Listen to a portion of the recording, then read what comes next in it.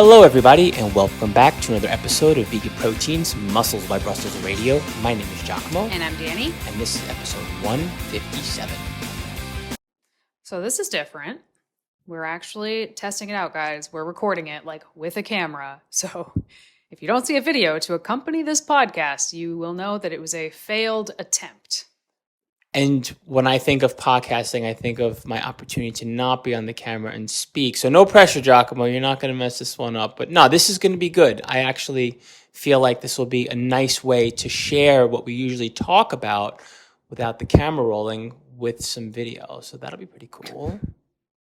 I've already relieved all of the pressure from myself. I'm just going to wear what I'm normally wearing when I'm home working, which is I'm going to dazzle you guys with some combination of legging and hoodie, no matter what, pretty much. And I'll do the polar opposite. Maybe a beanie. It is very cold, but set your expectations low here. We're in my office. We're in my brand new office, so if it's like a tiny bit echoey, it's not entirely done yet. So I have some sound-absorbing things on the wall and a couch, but it's still a little bit empty in this room. Well, the sound-absorbing things have the same honeycomb shape that we have for our background logo on our site, which is pretty cool. I'm looking forward to seeing what you're going to do with this whole space. I feel like it's not even, the bones of it aren't even 100% finished yet. Maybe like 75%. You're not even working in here yet. No, I haven't even set up my computer in here yet. I'm still working at the kitchen table, but it's fine. It's fine. So we went to the Providence Veg Fest yesterday. I said one of my goals this year was to actually go attend more veg fests. I've been to probably over 100 expos in my life, but I'm always behind the booth. And that is where I feel most comfortable, is behind the booth. Walking around in veg fests is actually way more stressful to me.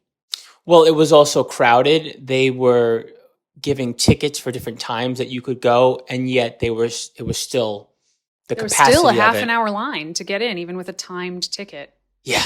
Which is kind of crazy. Providence, you need a bigger space. Period. Full stop. Because we looked into it as vendors, and they had sold out all their vendor spaces. And then when I got there, I was like, oh, they sold it out because the space isn't big enough. And they could have had more vendors, but overall it was fun. Got to learn about some new companies. We got some stuff. Food. What was the name of that place that we got the oatmeal treat from? I forget. Celebration? Celebrated. That's the one. And we got some tea for our tea party, which we'll be having on your birthday morning. You asked, I said, what do you want for your birthday? And your response was, I want a tea party. So listen, having tea in London was my absolute favorite experience. And there is nothing like that here. So we're going to have to recreate it ourselves. So, yep, turning 38 years old, wanted a tea party. Birthday. You don't sound like you're happy about the fact that I just mentioned your birthday and you mentioned your age. 38 years. I got almost 6 years on you, so I don't want to hear it. So, what are we talking about today? We are talking about the documentary that recently just came out. Okay, pause. Documentary? Yeah, I totally rolled off the tongue. What? I don't even know how I said that. Docuseries. All right, guys. Do you guys watch documentaries? Or documentaries, let us know. I have a million notes here. But Go on, continue. And I'm going to embarrass myself here, but is it You Are What You Eat? Is that the name of the title? Yep, You Are What You Eat. Thank you. The second it came out, I was put onto it when Miyoko posted about how excited she was, and turns out she's a part of the docuseries.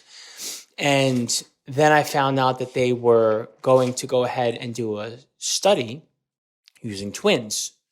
And then I immediately thought to myself, without looking into any of it, well, they must be doing one thing with the set of identical twins, and the outcomes are going to be different. So then I started watching and immediately got excited because these are our peers, these are our people, and that was just pretty cool, seeing Namai and Tori and Miyoko and the doctors, et cetera, et cetera. And then the experiment started to play out, and it was fun, right? Okay, so we're going to back up and explain what the experiment was. Go for it. So there were 22 sets of identical twins who were randomly assigned to eat vegan for 8 weeks or omnivore for 8 weeks.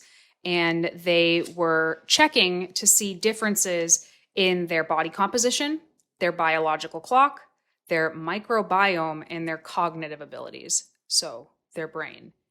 And 21 sets of twins finished, but it is a super interesting concept for a study. I could keep talking. I could literally do all of the talking this episode, so I'm going to try very hard not to.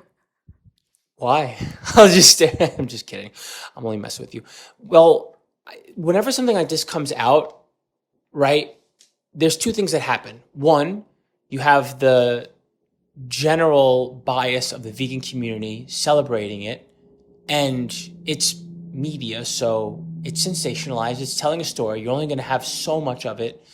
And then you have the other side who just wants to poke holes in it, right? Whether it's people just hating on veganism or people looking at the science and being like, okay, like what was wrong with this?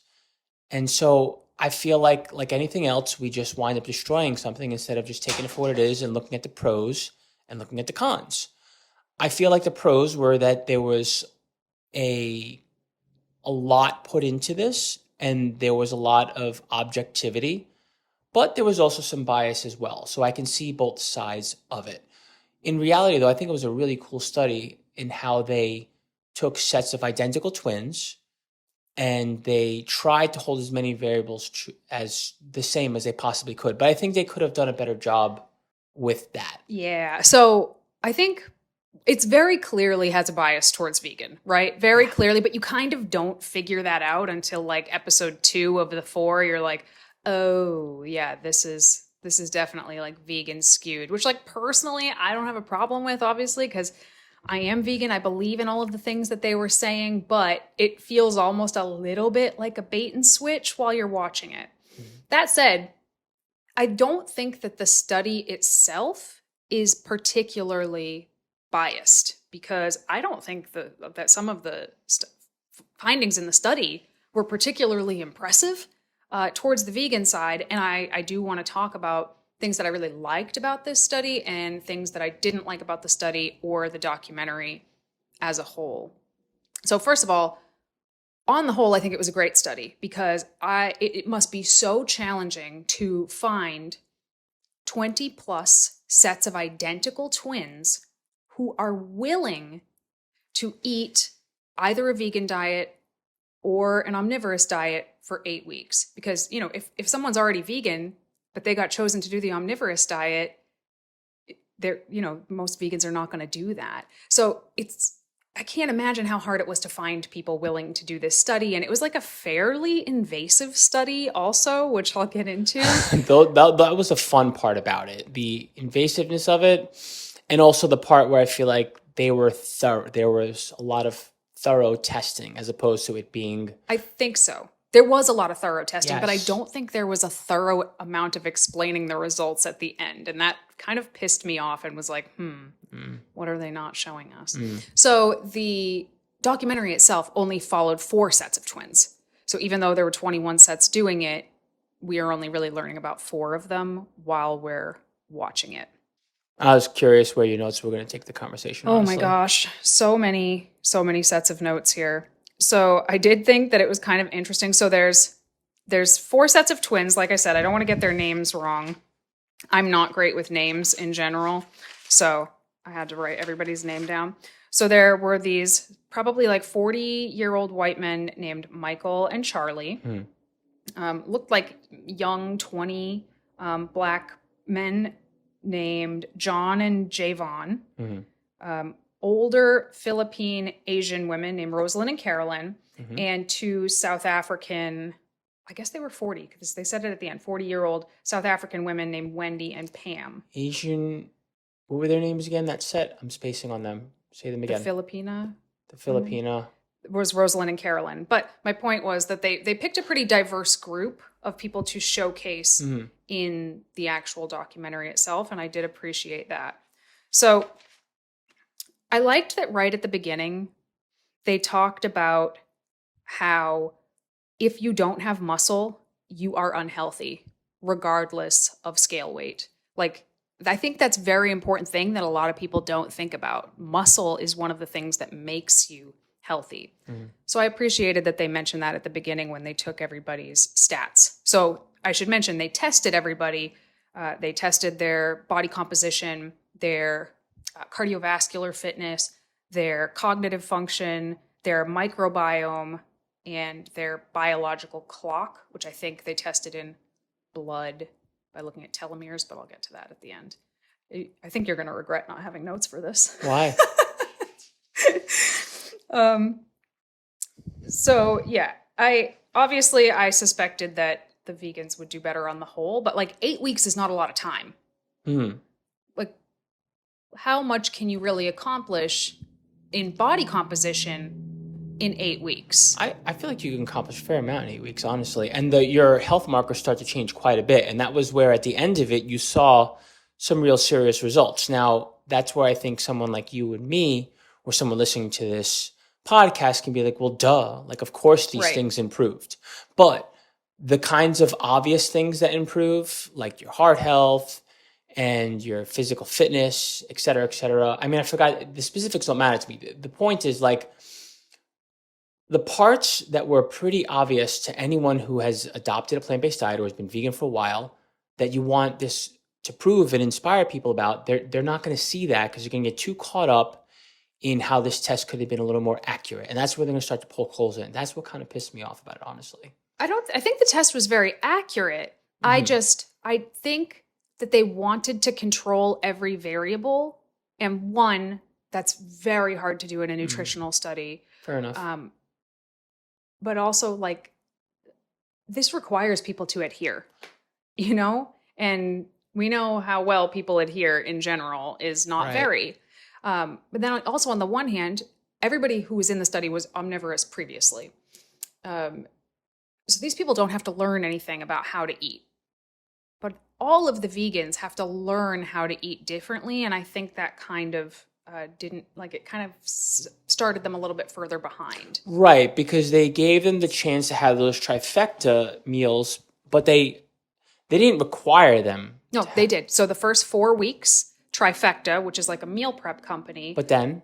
They had to only eat from Trifecta meals. I think it was for breakfast, lunch, and dinner, and then they could fill it in with snacks throughout the day for the first 4 weeks. The snacks. And then the final 4 weeks, they had to cook for themselves. Right, exactly. So that's where it gets a little tricky.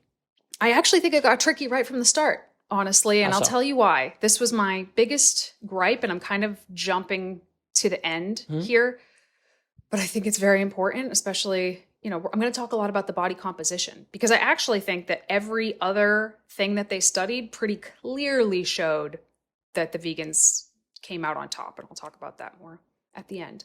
But the body composition was pretty freaking disheartening, actually, to watch. Let me get to exactly what the results were. On the whole, did I write down? No, I didn't write down the average of everybody. So I'll start with the white guys, Michael and Charlie. So the vegan lost 2.8 pounds of fat and a half a pound of muscle.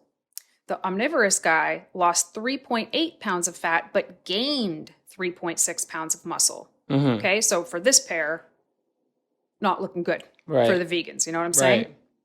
The next pair was the younger black guys from Detroit, John and Javon, where the omnivorous guy gained 7.1 pounds of muscle, which is insane for 8 weeks, first of all. But they also mentioned they were like chronic undereaters. They were eating more. But the vegan guy only gained 2 pounds of muscle, which they touted in the documentary as some huge win. Which, yes, to gain 2 pounds of muscle in 8 weeks is awesome. But not compared to the other. Not compared to 7. Right. Right? And then the older Filipina women, the omnivorous woman lost 7.7 pounds of fat and virtually no muscle. So she lost almost pure fat. And her sister lost 5 pounds of fat and 3 pounds of muscle. And then the last set of twins, the South African women, Wendy and Pam, the omnivorous one gained a tiny bit of fat, 0.3 pounds, and lost 3.8 pounds of muscle. And the vegan lost 1 pound of fat and 6.6 pounds of muscle. Muscle loss. So across the board, for every single set that we saw, the vegans either lost more muscle or gained less muscle. Like, it's just not good. What is my first thought is protein. Oh boy, do I have thoughts about this.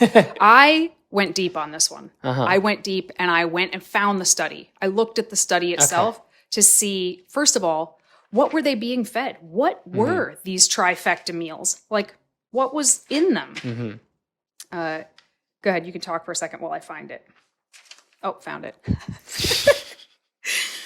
Okay, so I understand this is a podcast and this is a lot of numbers and you have to picture it, and that's tough. But when they started, before they even started, the average of what people were taking in was 1973 calories.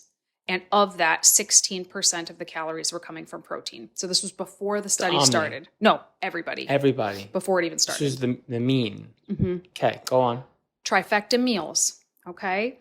The omnivorous group, their average calories was 1815, and 20% of that was coming from protein. Protein up by 4, average cal down by 100. Correct. So they decreased their calories and increased their protein a little bit. It sounds to me like you're going to lose body fat, not muscle, right?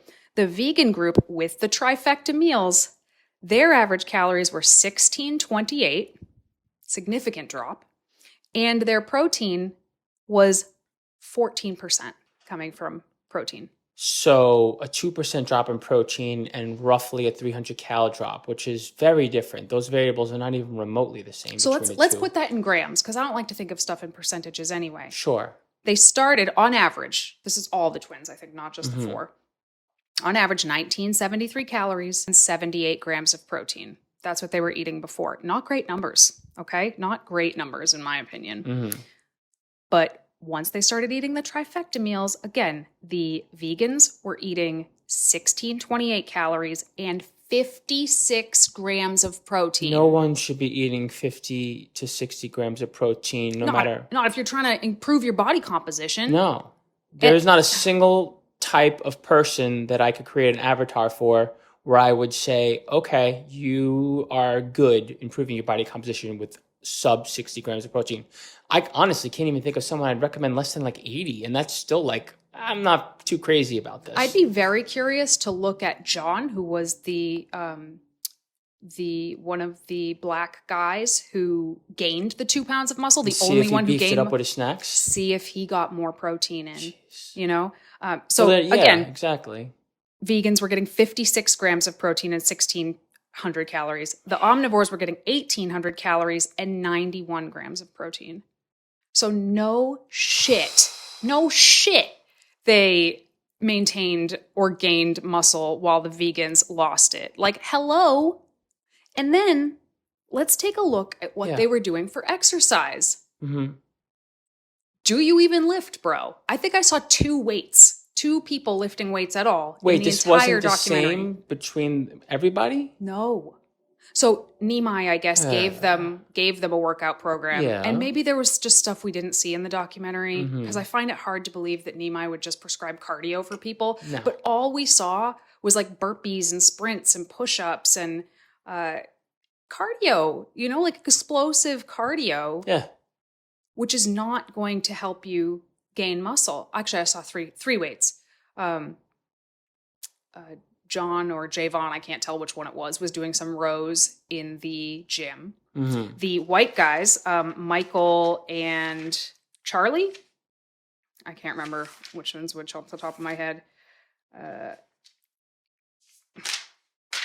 Yeah, Michael and Charlie. Michael was the omnivore, and he said that he did all his workouts at the gym. He went to the gym and was like more into the weight training. Right. Charlie, the vegan, moved, I guess, 4 times in that 8 weeks and was doing his workouts at home.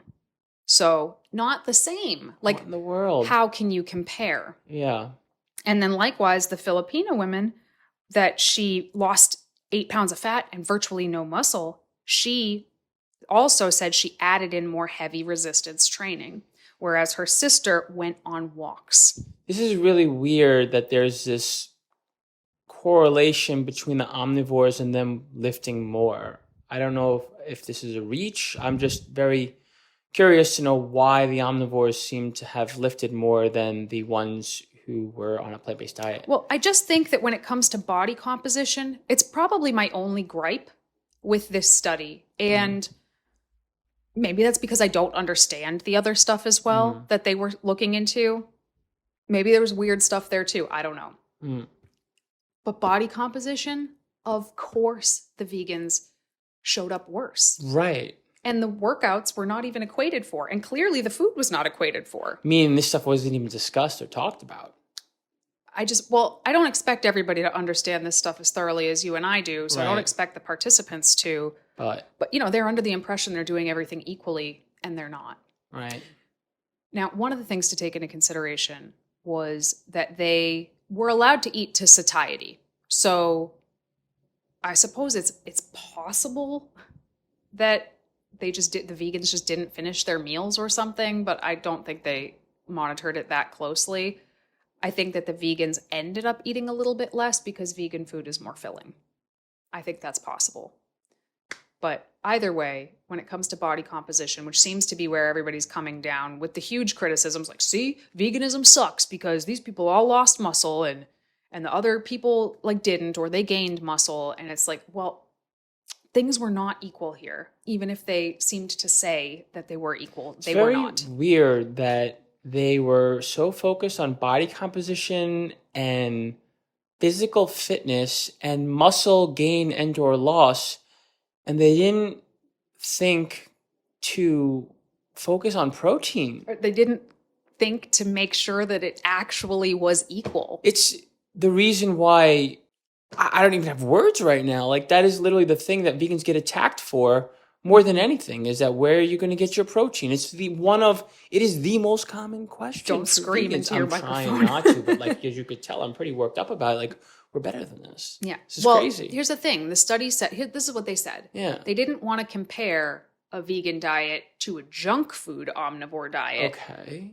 They didn't want to compare a vegan diet to a bad omnivore diet, but I feel like they compared a really good omnivore diet to a bad vegan diet. This isn't the 70s. We have options. We are smart. We know what we're doing. There was one scene towards the end where the white guys, Michael and Charlie, they're having a barbecue in their backyard, and the omnivore is making a burger for himself, and the vegan is having a portobello mushroom. Oh, no. What? I love whole foods, and I love a whole food plant-based diet. I don't like a whole food plant-based diet that doesn't account for protein, tofu, tempeh, seitan, or anything else along those lines. We saw some of those things throughout the documentary, which is great, and I did appreciate it. Didn't look like that everybody was eating 100% whole foods. Right. But it sits wrong with me. It sits wrong with me. Maybe there could have been a little bit of education around that when they got them started. Maybe, but I have so many questions, right? Could we do this again with it actually being equal? And if we did, I suspect we would see better results in the body composition, but would the results be as good in the other areas? I don't know. They looked at cholesterol, and every single one of the omnivorous people, their cholesterol went up, even though it seemed like it was an improvement over what they were eating before, omnivorous or not. It still went up. Yeah, earlier in our conversation, that's the obvious, of course. And maybe it went up because the omnivorous group did have an increase in protein, but it was coming from animal sources. So, and all of the vegans on average were down 10% in their LDL, the bad cholesterol.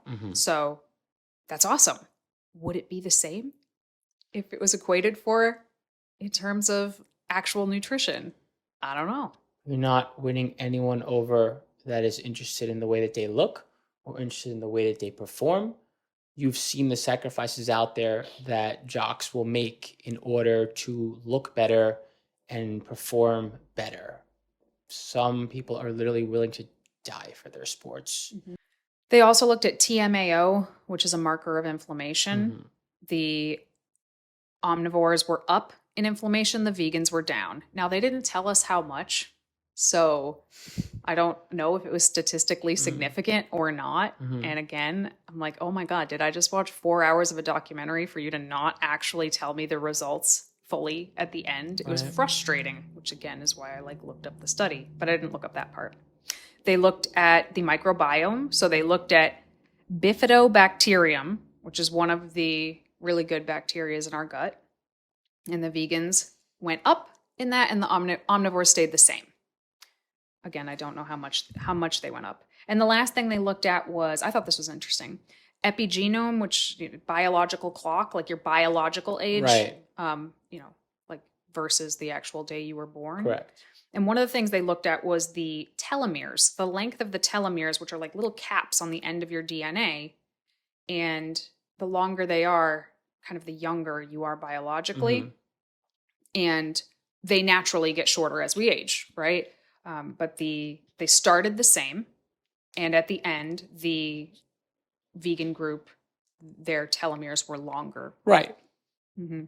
You have a good baseline to go off of here because biological age improves, cholesterol improves, and your inflammation improves. And that's at the bottom of your pyramid, in all honesty. So there's going to be an ongoing argument where you're winning all day, every day when it comes to plant-based diet and going vegan. It's a no-brainer. The question here is, how do we sell it to the masses, and how do we do it properly?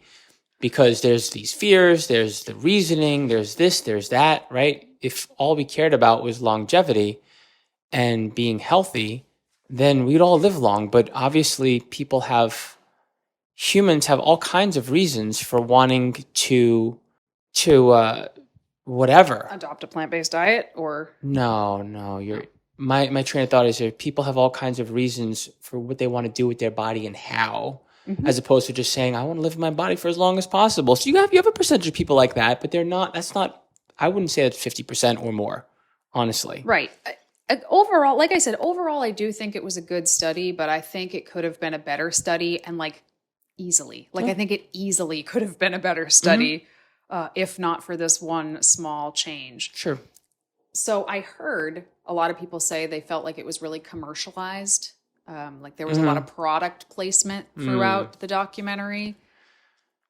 There was. But I don't know. It didn't bother me because I'm hoping that most of the people watching this are, maybe they've never heard of these things before. Yeah. Like Miyoko Shinner of Miyoko's Cheese was in it a lot talking about cheese. And that is a really tough one for a lot of people. Yeah. That is the hardest thing for people to give up. Right. Always say, oh, I could go vegan, but cheese. So I thought it was interesting that they had her, but you can't taste a documentary. So it's hard to sit down and be like, but it's really, really good. You have to actually try it. So hopefully people do. I hope that they do. What else? Obviously, Trifecta. I mean, good on them for sponsoring this entire, that's a big deal that they did that. So hopefully, and I appreciate that they offer vegan meals. I just don't think they're very good vegan meals. And that sucks because I would love to be like, yeah, this is a great option. Do you feel like they're a good starter meal as far as the base, and you just add your protein to it? Kind of, but what are you paying for then? And I also do think, because I've looked at this, it works if someone's eating 3,000 calories a day. My client Alex, who was competing in bodybuilding, used the Trifecta meals and added protein to them, but they have 80 grams of carbs. Can you think of a good mail order delivery service? I've looked at a bunch of them, and sometimes they're good and sometimes they're not good. And with a lot of these, you don't get to pick which meals you get. So I haven't seen any that I love yet. Well, I've found a couple of things on Vistro that you can order a la carte. I haven't tried them, but some of my clients have. So we have to basically convince one of these delivery companies to have plant-based meals that have more protein in them, essentially. If you're listening, please, if you're one of these companies or someone who has an in with them, let them know. Yeah, it doesn't seem like it should be that hard. Whatever. So yeah, on the whole, I forgot to mention when they checked the cognitive function, there wasn't really any change in either. But they attributed that to the fact that most of the people in the study were young and healthy. Right. So they would suspect that if they followed them for much longer, they would start to see more of those differences in cognitive function. But maybe. I don't think they did. So on the whole, I think it was a documentary that was trying to do a lot. There was a lot going on in that documentary. The concept was incredible. The second I became like even remotely familiar with it, even in the beginning of the first episode, I had very high hopes. And I still think that the idea is wonderful. I don't know if now that this documentary is out, something like this is going to be replicated. Like a lot has to go into doing something like that. So that's unfortunate. But I do feel like the idea in and of itself was a really, really good one. I was just confused. I agree, but I was just confused by they kind of hit every angle when over the course of the 4 episodes they talked about animal rights, like a fair amount actually, which as an animal rights vegan, I'm like, yay. Yeah. But I was like, ooh, does this belong in this documentary? I don't know. I don't know if that's going to turn a lot of people off. So it was a little messy, the storyline. Yeah, I felt like it was a little bit messy. They talked about the environment, some climate change issues, although they didn't talk a lot about that.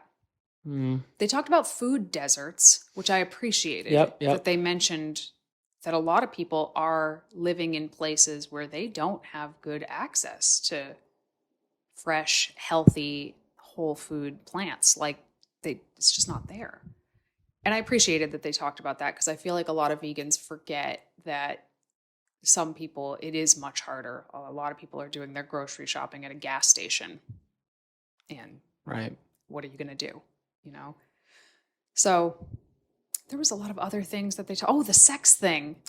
That was hysterical. I've thought about that at least 5 times on this conversation. I was wondering if we were going to mention that. This is one of those things where it's an attention grabber. Perhaps. I don't know. I'm not a prude, but I thought it was pretty gross, honestly. Like, I don't think we needed to see. So, okay, they were testing. It seemed to me like they were testing blood flow, but they were testing it via the women only, I might add. If you noticed that, it was just the women. Interesting. Maybe it's easier to measure blood flow with men. Yeah. It's easier to measure blood flow with men because, like, you get an erection, your blood flow is working. Okay. You know? Gotcha. So they mentioned briefly, like, oh, there are other studies that, like, well, why didn't you do that study here then, too? So they bring these women in and they have them, like, pick out porn and watch it in a room while they, like, videotape their crotchal region to see how much body heat it produces at the beginning and at the end. And everybody had increases, but the vegans had more increases. So, yay, I guess. Honestly, I like the concept behind it because this is what some of our team does, honestly, behind the booth. We start to try to attack the whole idea of, well, how are your sex hormones? How are your hormones? Are they healthy? Do you want them to stay that way? Yeah. They don't say it that politely, though. No, some of the guys that work the Vegan Strong Go booth, we'll have men come up and talk about, like, oh, real men eat meat, blah, blah, blah. And their responses are like, basically like, well, can you get it up, buddy? Danny, I'm sorry, but we have to go toe to toe. And when you come to the meat industry, they sexualize everything. And they always talk, this constant discussion about, like, your libido. And we're sitting here, like, getting all, like, touchy and feely about it, but in reality, like, they'll straight up leave, like, oh, I'm eating a burger and now I'm sexy and I'm going to go have sex. Like, that's literally what half the commercials are out there that are selling this stuff. Are they? I mean, I'm dumbing it down, but they do go for it, Danny. I guess they do go for it. The So all-American type of things. So if you can somehow grab people's attention and also play the card of, like, well, your sexual health will improve. Yeah, no, so be it. I agree. High cholesterol leads to poorer blood flow, leads to poorer sex lives, especially for men.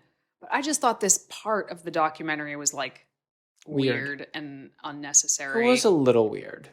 And I can't imagine sitting next to my sister and being like, oh, I'm going to pick this porn and you're going to pick that porn and we're going to go watch porn in a separate rooms. Like, I don't know, man. I'm not a prude, but it kind of gave me the ick. So it was a little funny, put it that way. It was a little quirky, I guess. I don't know. Yeah. But,